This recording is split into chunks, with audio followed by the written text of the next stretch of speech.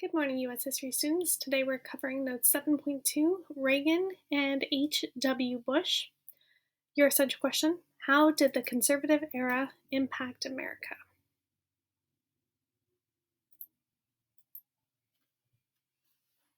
So we'll be talking about the Reagan and Bush years, President Ronald Reagan and President H.W. Bush. This would be the conservative era that would last us from the 80s to the early 90s, so 1981 to 1992. So the United States was really ready for change by the 1980 presidential election. Remember, in the 1970s, we had Ronald Reagan. Ronald Reagan, was a governor in the state of California. We had President Richard Nixon. We had a lot of controversy with him and President Ford. And so then we had Jimmy Carter come on the scene as a new Democrat. But Jimmy Carter was really an environmentalist. He wanted to have us stop our dependence on foreign oil, and people didn't like that. The conservative movement opposed these liberal ideas that he was pushing forward, these new green energy and pardoning conscientious objectors to the war. So there was a lot of pushback to President Carter. Congress rejected most of the energy proposals that President Carter suggested, things like solar panels, wind power, and they believed that the president was really blaming the American people instead of offering new solutions.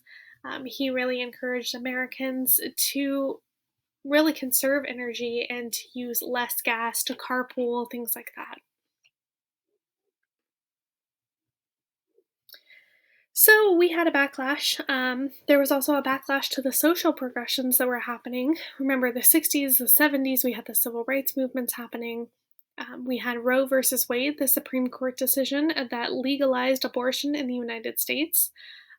This was a very polarizing issue for the United States and still is to this day, but it really led to an organization of the Christian right, so the Christians that were conservative, or the Christians on the Republican Party, in the 1970s and 1980s to fight back against this. Many conservatives sought to restore what they called traditional family values. They said that second wave feminism and the women's liberation movement was destroying the American family, and so they wanted to fight back against that. And some of the women that were involved in this, because it wasn't just men that were fighting back against women's liberation, it was also fellow women. Phyllis Schlafly was the most known women's I was going to call her a women's rights figure, but she's not a women's rights figure, was the most notable opponent of the women's rights movement of the 1960s and 1970s. She was very conservative, and she wanted to stop the Equal Rights Amendment. They believed that the Equal Rights Amendment was a threat on traditional family values, and they were one of the main reasons that the ERA did not pass, the Equal Rights Amendment did not pass in 1982. It didn't pass, just 3 votes short of its passage. And just so everyone knows, this was the exact text proposed of the ERA. Section 1 said equality of rights under the law shall not be denied or abridged by the United States on account of sex, and that Congress shall have the power to enforce this. So pretty simple, pretty straightforward amendment, but was controversial in the 70s, saying that equality of rights under the law shall not be denied by the United States on account of sex. So the new evangelicals were very organized during this time, during the 1970s. By 1978, 40% of all Americans described themselves as born-again Christians. They were very involved in politics in the United States. They also really got on TV during this time, so they became evangelical television programmers. So you can still see some of these shows on TV today. If you watch on like Sunday mornings, you can see different pastors or priests giving addresses. You can see services. You could also see them late night. There's a show called The 700 Club. This guy, Pat Robertson, is on this show, this guy here on the left. So really they started using TV to connect with more people across the United States. and they had massive political influence. So they were able to help organize and give votes to Ronald Reagan in 1980 so that he would be elected. Ronald Reagan had been on the scene since the 1960s. He gave a speech called A Time for Choosing. It became known as a speech, and it really introduced him on the public scene for a lot of people. He had been known as an actor before then. He had acted in quite a few movies, and so he wasn't really known as a political figure until 1964. He would go on to become the governor of California as well, and he really pushed for smaller government and lower taxes. So Ronald Reagan was running for president with his vice presidential candidate George H.W. Bush, and he won in a landslide. He, as I said, was previously the governor of California. He originally was a Democrat. He moved over to the Republican side. He was an actor.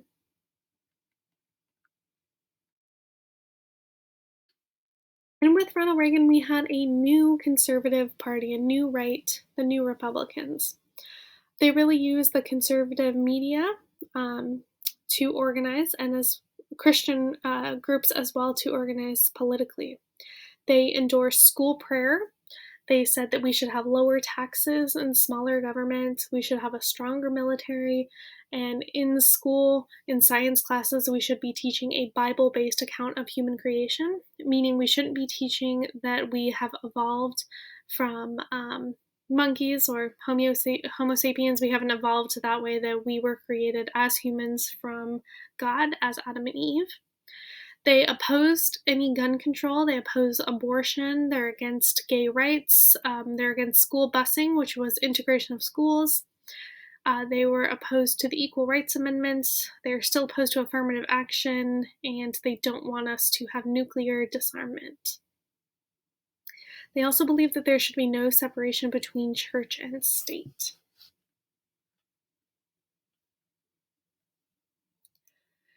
So when Ronald Reagan became president, he had this image of a very strong man because he actually survived an assassination attempt. So quickly after he was elected, someone tried to assassinate him, and he did survive. He did get shot, but he survived. And right after his inauguration, Iran released those hostages that we talked about under the Carter administration. So they had been held for over 400 days, but they were released right after the newly elected president took office. And as I said, on March 30th of 1981, so just 2 months after Reagan became our president, he survived an assassination attempt. John Hinckley Jr. shot the president, and he did this to impress an actress, Jodie Foster. He was injured, but his approval rating soared up to 73%. The same year, Ronald Reagan also appointed the first female Supreme Court Justice to the United States, Sandra Day O'Connor. She was also a Republican, and she supported women's rights, but she did not support abortion. And so a lot of people did not agree with her being on the bench.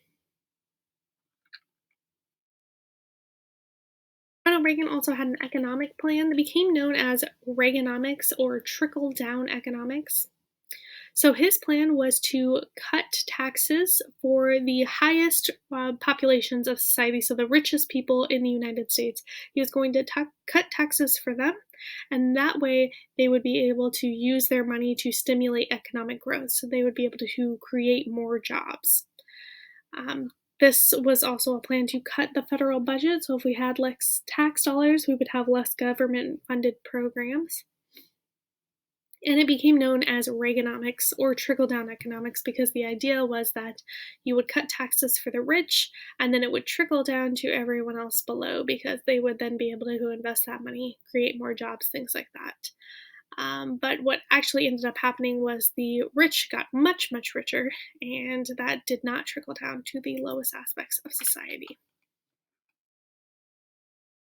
So we actually started facing the worst recession since the Great Depression. We did not cut as much in federal spending as we would have liked, so we ended up using a lot of credit. So we ended up going into massive amounts of debt during this time. We also had higher rates of unemployment, and the nation was really suffering economically. So this is what the debt looked like. The debt started rising at 1980 and just has skyrocketed since then with these new economic reforms. The rich have gotten much richer and the poor have stayed the same. So Reagan rejected the policies of containment and détente. He wanted to completely destroy communism. So he came in 1980 ready to reignite that Cold War. He started to increase spending on the military. So he obtained massive increases in military spending and he promoted what he called the Strategic Defense Initiative, or SDI. Um, Critics called this plan Star Wars and said that it couldn't work. The plan was to pretty much send orbiting into space rockets so that they would be able to shoot down any Soviet missiles that were coming near the United States. So this was seen as kind of a joke to a lot of people because it was going into like space and shooting down missiles from space. A lot of people just joked and called it Star Wars. Star Wars was also big at the time in the early 80s. So by the late 1970s, the Soviet Union economy wasn't doing so well anymore, so they started to shrink.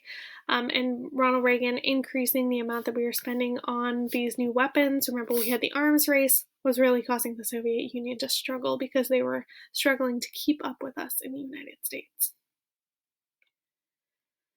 So we started to have a thaw in the Cold War. Our president, Ronald Reagan, and the leader of the Soviet Union, Mikhail Gorbachev, they met together 4 times between 1985 and 1988, and they actually signed a treaty to reduce the amount of nuclear arms. There was also conflicts happening over the world as well, and Ronald Reagan did get involved in stopping communism in other nations. One of the things he's known best for is the Iran-Contra affair. So Congress actually banned the United States from funding the Contras War, and Reagan and his national security staff actually wanted to continue that funding. So in 1985, they made a plan to sell arms to Iran in the hopes that Iran would then obtain the release of the US hostages in Lebanon. So they actually went behind Congress's back and they sold these weapons anyway, even though they were told not to. So this violated the US arms embargo and violated the War Powers Act. The president does not have the power to do this without approval from Congress, and they did it anyway.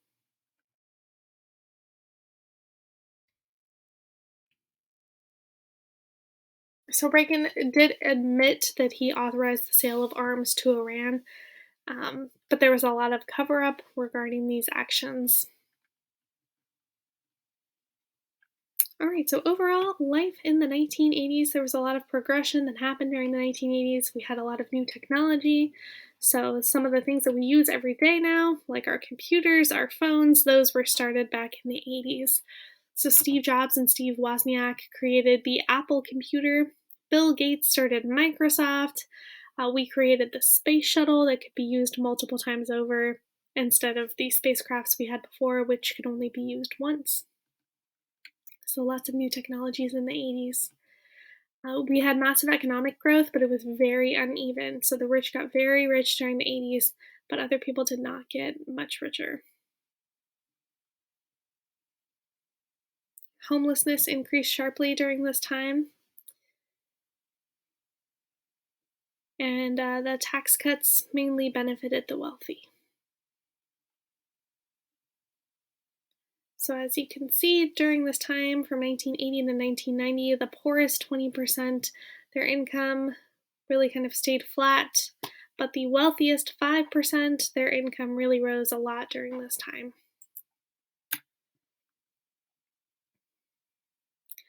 More women got involved in politics during the 1980s. So, of course, we had the first female Supreme Court justice with Sandra Day O'Connor. Geraldine Ferrero became the first woman to run as vice president on a competitive presidential ticket. She, of course, did not win, but she would lead the way for future vice presidential candidates, like the one we have right now, who will be our first vice presidential candidate that is a woman in 2021. And there was a lot of immigration laws that were changed during the 1980s. So President Ronald Reagan actually signed laws that increased legal immigration to the United States and created a program to it was a path to immigration. So it was a program to provide people who are undocumented a way to become documented citizens in the United States. So a lot of people don't think of Reagan when they think of immigration reform and helping out undocumented immigrants, but he did do that.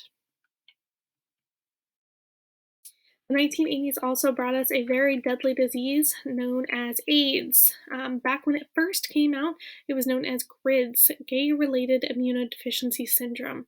And since it was a gay related syndrome, it was something that was primarily targeting gay men. It wasn't researched, it wasn't funded, it wasn't really given attention by the federal government.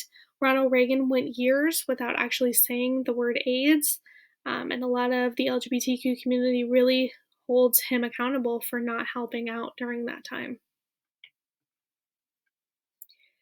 And also, wrapping up the 1980s, 1988, President Ronald Reagan's last year as president, he signed the Japanese reparations. So he signed the Civil Liberties Act of 1988, which provided $20,000 for each surviving detainee from the internment camps of World War II. So this was a formal apology from the US government, and they decided to apologize to everyone that they interned strictly for racism during World War II. And every survivor, remember this was over 40 years later, but every survivor they did give $20,000 to. Didn't replace their homes, their businesses, their cars that they lost, but it did help them out. George H.W. Bush would be elected in 1988, and he would serve for one term from 1988 to 1992. He had a very popular election here. As you can see, all these red states voted for George H.W. Bush. So he also worked with Gorbachev in the Soviet Union to open up society. So they lifted media censorship in the Soviet Union. They allowed public criticism of the government. Gorbachev started a process called perestroika, which was restructuring of the government that was existing in the Soviet Union. They had free elections in 1989. They withdrew their troops from Afghanistan. They also had a nuclear disaster during that time, known as Chernobyl. A lot of that was attempted to be covered up by the Soviet Union. And they did have the collapse of the Soviet Empire. So the Soviet Union did collapse in the late 1980s, early 1990s.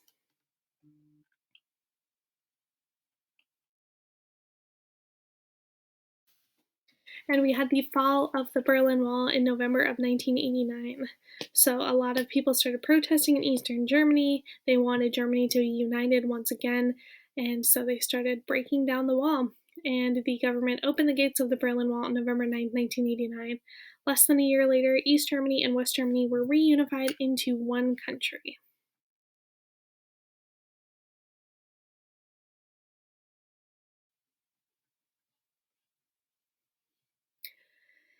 China's democracy demonstrations were happening during that time, so there was a lot of students in Tiananmen Square that were fighting to have democracy in China.